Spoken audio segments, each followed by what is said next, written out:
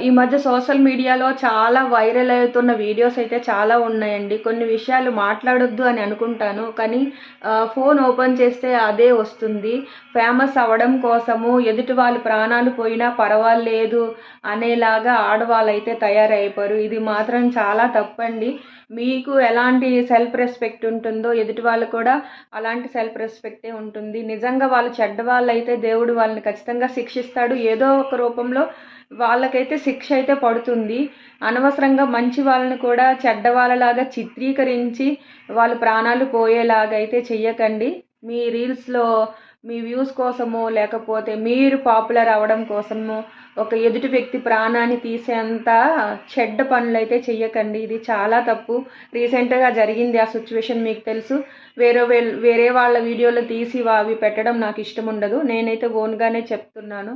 ఇలాంటి పనులైతే చెయ్యకండి. అది చాలా తప్పు.